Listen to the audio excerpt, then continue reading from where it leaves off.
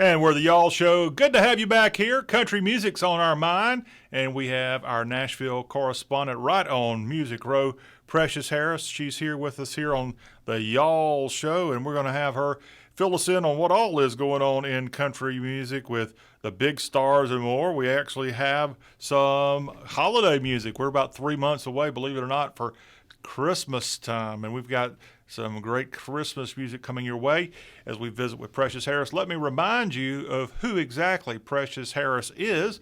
She is with NashvilleMusicLine.com. Also, she's got the book I Know Country. That's got 366 daily country music questions that you can walk through every single day of the year and learn something about country music, all at iknowcountry.com. Preshias Harris is a music career development consultant with an office right on Music Row in Nashville, Tennessee. And we're going to go to Nashville, Tennessee to be joined by Preshias Harris on this, the show that covers the South. Hello, Miss Preshias Harris. How are you today? Preshias, now that I've seen you, my day has suddenly become wonderful. Well, it's a little sprinkling here on Music Row and a little overcast. And usually we go, well, I think last year we had like 10 days with over 100-degree weather. And now we're already like in fall and we didn't even have none of the super, global warming weather that we had. But it's very nice to hang out. And we had a good week of music last week with the awards and everything. So we're just chilling. I've got a songwriting session coming in about an hour. And I'm so excited about it. So, just happy to be here. So you're telling me you're going to be kicking me to the curb here shortly for a songwriting session. Is that what I gather? Yes. I mean, I'm not going to be writing. The kids are. So Okay. All right. Well, I'm ready for some good music. Hey, I don't want to belabor the point, but you threw it out there. You had the ACM Awards. They're kind of split up in 3 different places last week. What's the Preshias Harris report, the afterthought of what happened last week with the ACM Awards? I thought it was very intimate. Um, I was surprised as how well, because you know me, I love pomp and circumstance or whatever Yep. it's called. Yes, you do. Anyway, pomp and pomp. Anyway, I love the intimacy of it, and I just love seeing the raw performance of the artist, which is what I love anyway. The songwriters and the acoustic part of it. But I was surprised as how well it was received. I mean, it was rave reviews. And number one is I'm glad they came to Nashville, and it was the first time they've ever been here. Oh, it was. Yes. And I thought it was because I remember CMA going to the Big Apple and getting a lot of flack for that. So, but Nashville's where it's at. And you have to realize that a lot of these artists, they could have the crew here for filming. I know they rented out at the Bluebird, the hair salon and the cleaners on each side for production offices for the Bluebird segment. But just to have the artist to get to stay in town, not have to leave for a week and everything during this time, it's really hard to try to get, all the about. I'm guessing between 600 to 700 people from Nashville out to LA. I mean to Las Vegas to do the ACMs. But I was glad that we got to keep it in town. It was the first time Nashville opened up their arms as they always do and welcome them. So hopefully we'll be able to do it again here. All right. But we'll see. Vegas loves the party too, so they may say, we want you back next year. So we'll see what happens. Well, they can't have it. It's Nashville's from now on. Too bad, Vegas. Yes. They got a football team they can go play around with now. They don't need country music. Oh Preshias, yeah.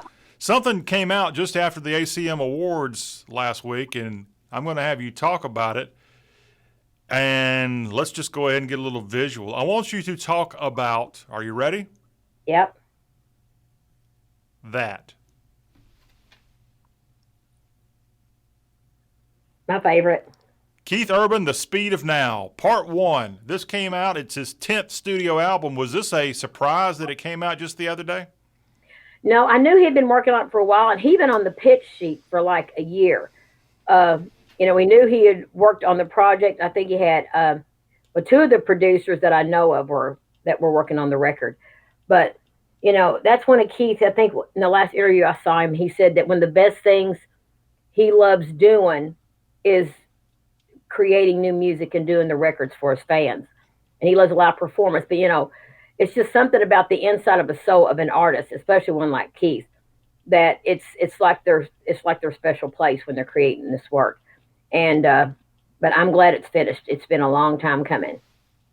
He's got some great guests too. He's got like Eric Church. He's got Breland. He's got Pink, which is a single out now. But I just can't believe it's been a 10th studio album. But you look back and it's about right. I just, for some odd reason, I thought he might have had a little bit more. I guess because he's been around and because of the river. I think it was with the river. The ranch. The ranch, yeah. Yeah, the river was my other friend from Mississippi. Pearl River. Pearl River is who I'm thinking about. Keith Urban is definitely not from Mississippi. Let me just go ahead and make a bold statement. No, he's not. Like I said, I knew him many years ago when his hair was about that short. And I got a picture of him coming around the corner at the Opry. And I said, can I please get a picture of you as a new artist? He said, sure. And he bends down with his guitar and looks right in the camera. And I'm like maybe 5 feet from him. It's the best picture ever. So I'm probably going to send it to Country Air Chick one of these days and see if they'll use it on a flashback photo. All right. Again, this is the new album from Keith Urban, The Speed of Now, Part 1, out right now. Hey, Precious, let's do something we don't normally do at this spot. Let's go ahead and ask our trivia question for this week. And this is not for you. This is for our wonderful audience, which, by the way, audience, if you haven't already, please like, follow, whatever the choice is on Facebook. If you're seeing us right now, go to the y'all.com on Facebook page, like and follow us. We need your help. We need you to also go to y'all.com and bookmark that website. And if you do that and you click on any story at y'all.com right now, over on the top right corner, you'll see the option to subscribe to the Y'all newsletter. And a free newsletter will be delivered to your email inbox each week with all kind of good stuff, including our Nashville Music Line Report with Preshias Harris from time to time. Please do it. It's free. It's very Southern. Check it out, y'all.com. Let's get to our trivia question. If you know it, let us know in the comments here on Facebook Live or more. The trivia question this week from Nashville Music Line. Can you name the group that took Take Me There to the top of the country singles chart in September of 2007? And for bonus points, which country superstar was one of the song's writers? The song Take Me There. Who the heck made that a big hit 13 years ago, and then who helped write it? I don't honestly know the answer to that, so I'm definitely looking forward to our own Preshias Harris to help us get that one answered. Precious, talking about excitement, I hate I missed this. I hate I didn't know about this, but a couple of guys that you used to hang out with, guys named Teddy, Randy, and Jeff, also known as Alabama, they just had a concert the other day. Tell me more about Alabama, or is it Wild Country? No, but they were Wild Country when they were playing in my college town of Bowling Green, Kentucky. And like I said, I got to work for Teddy for about 3 or 4 years. And just to see them, I know that Jeff had been diagnosed with Parkinson's, and he was doing good, being better. I saw him, they were inducted in the Musicians Hall of Fame last fall, I think. Anyway, but they had, they're only doing one show this year, and it was the 15th. And I think it is, they were going to already, like I said, they already had the farewell, not a farewell tour, but they were having their 50th anniversary tour. And the only reason why they even came out of retirement was because they were being begged and begged to try to help raise money for Alabama when those terrible storms hit in 2011 with the Bama rising. And they were such high demand, and that they just, and they used their superstar power to help a lot of people who couldn't help themselves. And so that's one reason why they ended up hitting the 50-year anniversary, and had been playing, alternate shows. But they were supposed to, I'm not for sure if Martina McBride was supposed to open the show and play with them. I'm not for sure. I did not hear the post show of it, but I did talk to one of the family members of the boys, and they thought it went really well. So I'm excited for them. I can't wait to do the next year to kick back in circle the 50-year anniversary. I just can't believe it's been 50 years because I'm 58 years old. So I'm thinking I was 8 years old apparently when they got together. But I know that they played in Bowling Green when I was in high school as Wild Country in like the mid-70s, late 70s. And then they had their first big chart in 1979. And then, of course, Feel So Right. I remember them playing that at a graduation party. So I look back and I'm like, yeah, I've been out of high school 40 years. That's probably about right. And I was going to get you how many albums they made, and I forgot. No, I wouldn't know, but I do want to tell people that this concert Alabama performed back on September 15th was a virtual concert, free virtual concert, courtesy of Camping World. So I bet you can find it out there pretty easily. It's a series that Camping World has going on right now, and artists like Martina McBride, Alabama, and more participating. This was the only concert that has happened and is scheduled for Randy and Teddy and Jeff Alabama here this entire year. So you definitely want to check this out. A free virtual concert. Thank you, Camping World, for putting that Yes. together. All right, Precious, we're talking about country greats. Let's talk about the first lady of country music and arguably the king of country music, George Jones and Tammy Wynette. Looks like there's going to be a biopic miniseries on these former husband and wife. And let me tell you a little bit more about this. This is called George and Tammy. It's a miniseries that's adapted from a feature film screenplay based on the book The Three of Us, Growing Up with Tammy and George. And that was a book that was penned by the couple's daughter, Georgette Jones. And that is going to be out here pretty soon, a part of the Paramount Network, which actually used to be technically the Nashville Network.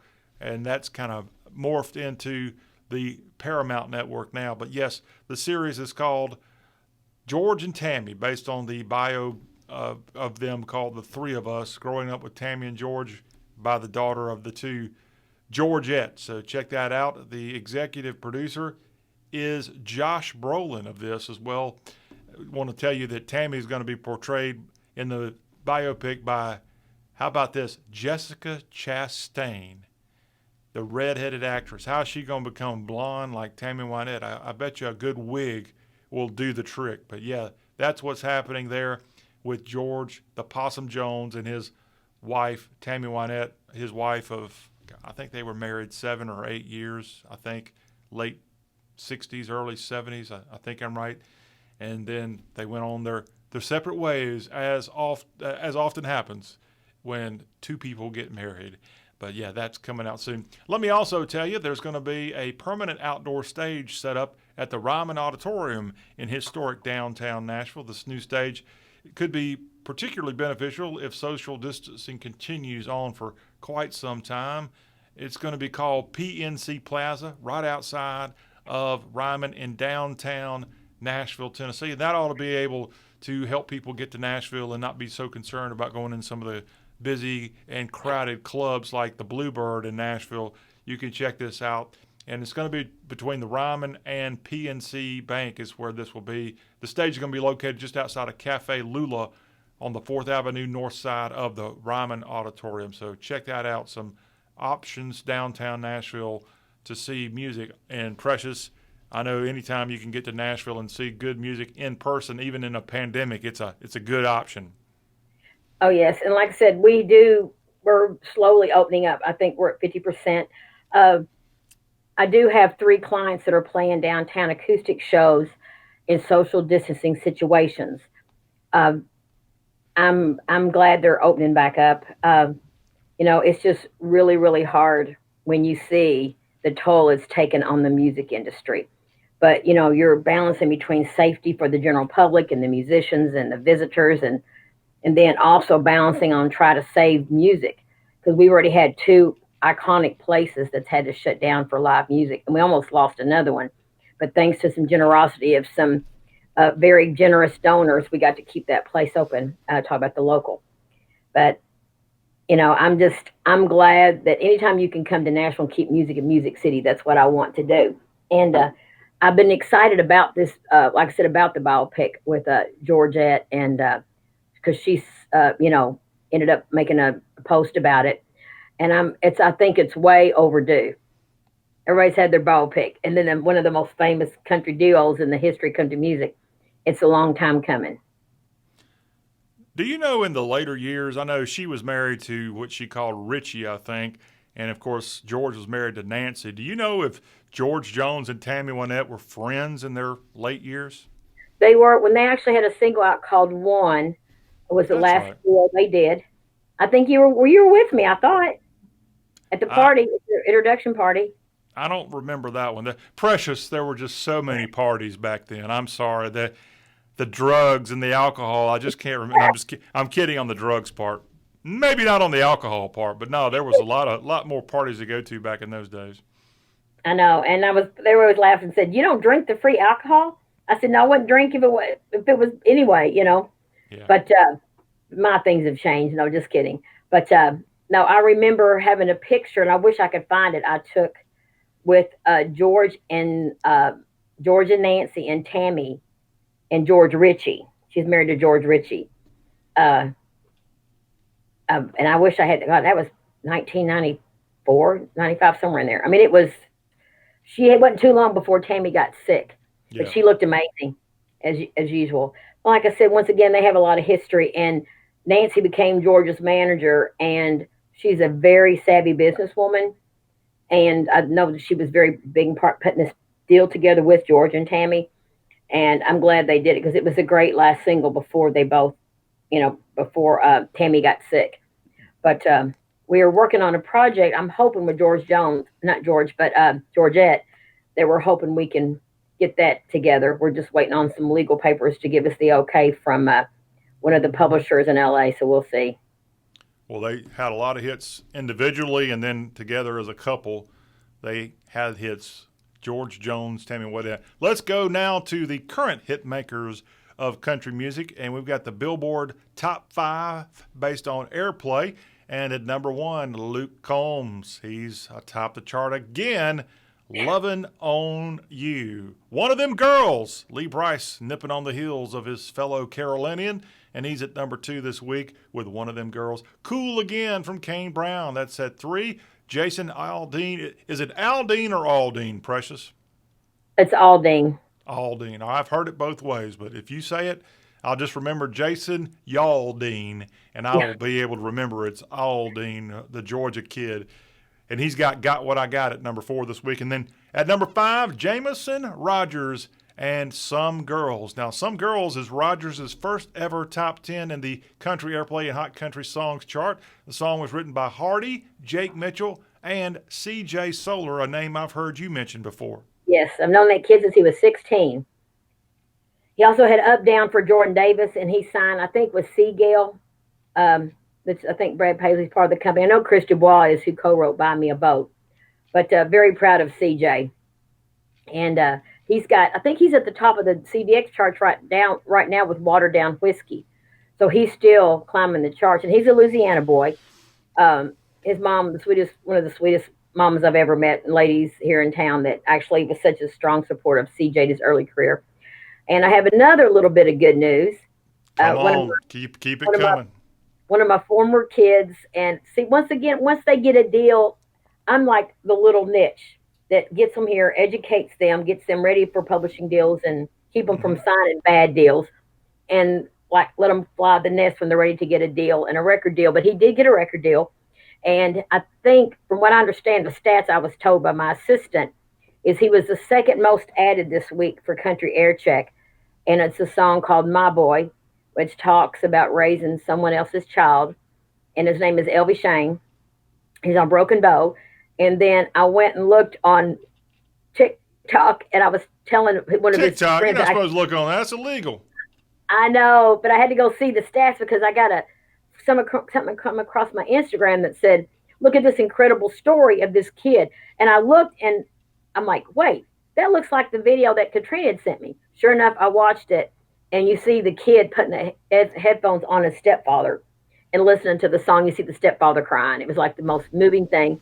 Then I found out there's like 200,000 shares and videos and versions of young kids playing this song for their stepfather. And it is just one of the most moving songs, and I'm hoping it's going to make a difference and zoom him right to New Artist of the Year for next CMA Awards, I hope. But it's a great song. Him and Russell Sutton, I think they're the only two that wrote it. I can't remember, but I know his co-writer's Russell and another songwriter. But I'm excited for Elvie. And I heard also that he was the topic of the CRS Zoom conference, little Zoom introduction they had today for almost like a seminar. So I'm very, very proud of Grayson County, Kentucky, Litchfield, one of my alumni kids, Elby Shane. Precious, it sounds like you've got all kind of holiday presents early with all these successes that you mentioned. Can I give you one more holiday goodie? Are you Yes, open for that? Because, Precious, we all need Christmas, right? I love them. Maddie Tae with a new Christmas record. They're going to have this 6-song holiday project out, slated to drop on October 23rd. And it has all kinds of good holiday songs, plus 2 originals. It includes the title song as an original. That would be We Need Christmas. And making the year a little less difficult for Maddie Tae, news that their chart-topping Die From a Broken Heart has now been officially certified platinum by RIA.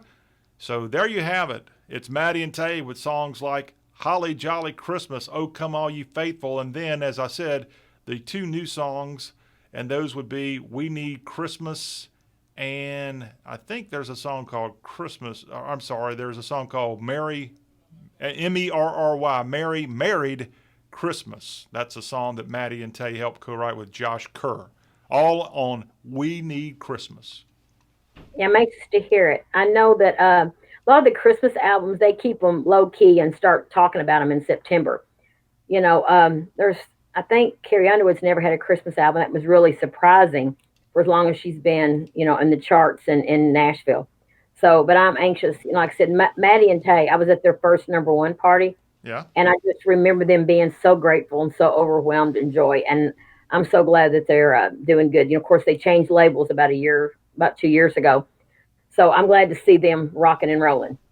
Precious, you mentioned Carrie Underwood. Her Christmas record, the first one ever, is out September 25th, My Gift. Also on that same day, Terry Clark. Terry Clark, I wonder if she's going to be wearing a Santa hat or a cowboy hat with her new record. It's called It's Christmas, and it's also possible that you could get the Dolly Parton album that's going to be out, her first Christmas record in 30 years, a Holly Dolly Christmas that's due October 2nd. Yeah, and I have another little Christmas tidbit. Do it. We have Jingle Bell Rock, and we've actually Bobby Helms, because I freelance as a consultant for a label called Country Rewind. You can see some of our CDs in Cracker Barrel, but we've remastered, and we're going to do a special Christmas release of Bobby Helms rocking around. That's Miss Brenda. Bobby Helms Jingle Bell Rock. Mm-hmm. And it is going to be premiered on Spotify, and CDX has got it added to their Christmas CD to be mailed out around the globe. So we're pretty excited about that. And it is amazing, amazing mix. Like I said, we cannot take anything away from the original recording, but we just add to it. And it's just been splendidly done. It doesn't take anything away from the previous recording. It just adds just a touch of modernization in a good way. And the sound quality, you can definitely tell. But I'm excited. It's going to be, like I said, Mr. Bobby Helms. And I think we are going to be sent it to Spotify on October the 10th, I think is when we're sending it to Spotify. So I'm excited. Well, you dropping Bobby Helms' name gives me an opportunity as one of the most elite people in the world to be able to shout out one of his other most famous songs. And what makes me elite, Precious? I don't do a very good job, but I actually know a little German. Oh, that's right. So do you know that other Bobby Helms song that was pretty big? I know which one you're talking about, but I have a You don't speak thought. German. You speak Kentucky. His other big song was Fraulein. Yeah. Hey, it's called Preshias. I understand, but yeah, I think that's the only country music song that's ever been a hit that had a German. It was a German word, so we need more. That's the secret to a success there. We need more German songwriters. Precious, speaking of history, let's wrap up today's Y'all Show with Precious, our Nashville Music Line report, with a quick look back at some country music history. It was on this day in 1962 that old Lester Flat, Earl Scruggs, they recorded the Ballad of Jed Clampett. 1962, right there in the John F. Kennedy administration. It was this week in 1982. Oh, Lordy, Jerry Reed topped the Billboard Country Singles chart with She Got the Gold Mine, I Got the Shaft. That was actually written by I didn't know that was written by Tim Dubois. Yeah, he also wrote Tim Dubois, who was actually he signed Brooks and Dunn to record label, Alan Jackson, Restless Heart, Leroy Purnell. He was head of Arista Records when I came to Nashville. But he also wrote uh, Love in the First Degree for Alabama. And his son is Chris Dubois, who wrote Buy Me a Boat for Chris Janson with Chris. Hits coming the family there. Hey, birthdays this week. Earlier in the week, Faith Hill turned 53 years young. Debbie Boone, You Light Up My Life singer, with a birthday this week, the daughter of Pat Boone. And later in the week, on the 26th, Marty Robbins, the late Marty Robbins, born 95 years ago this week. He was born in 1925. Lynn Anderson, Rose Garden, she died back in 2015. She was born in 1947 on September 26th of 1947. Another birthday, the beautiful Olivia Newton-John, born in 1948. And one of my favorite 1990 singers, and I don't want you to talk about him because I know he was on B&A Records and then he moved over to Giant Records, and he was a hellion and probably still is. You know who I'm talking about. Yeah, I do. Yeah, actually, I saw him at CRS last year, and but yeah, he came up to me and he said, he said when I met him is in like 1990 at something called Stand Room Only, which is AIBA now, but he walked in 4 months later at the record label and he goes, "What are you doing here?" I said, "I'm your new intern." He said, "Oh God." Well, we got to tell people who it is. It's Doug Supernall. I don't call him Daddy. He sang Reno and More. The only country music artist I ever saw that just to get back at his record label, he went and cut his hair. He used to have the mullet and all that, and then without their consent, he went and got a buzz cut, and he looked pretty good too. Good golfer as well. I haven't heard because I haven't kept up, and I'm so sorry. I know he was diagnosed with stage 4 lung and bladder cancer last year. I hate that. But like I said, I got to his wife Sissy called me, and before because we had caught up, and he was telling Sissy, he said, since she used to make me sign all these pictures for the radio stations and make you sit down for at least 15 minutes and sign pictures for special radio winners and stuff. But he said, you realize that 20 something years later, this person is still working in the industry. He said, it's pretty cool to know that her first gig was making me sign about pictures. Doug Supernall, another of the great 1990 singers that had some success, but unfortunately he got flooded out by all the other mega stars, even though he had some big hits himself. But people, honestly, he just didn't get his fair shot. But if you know anything about him, thank God for YouTube. Thank God you can still find Doug Supernall music out there. Give it a spin. You'll love it. And we wish Doug all the best. Precious, we wish you all the best. Thank you for coming on Nashville Music Line this week, and we look forward to catching up with you again next week. I'm hoping to see you soon, too, on Music Row. We are looking forward to getting back there. It looks like somebody's come and cleaned up your office since the last time I was there. It was Katrina. Yeah, at least a little bit of business cards left. I got like 10,000 I'm going through right now, but slowly but surely. I need you to come tidy up my place if you get an opportunity. Preshias Harris, everybody. Thank you very much. And that will wrap up this conversation of Y'all Talk with a Southern Accent. We'll be back with more after this.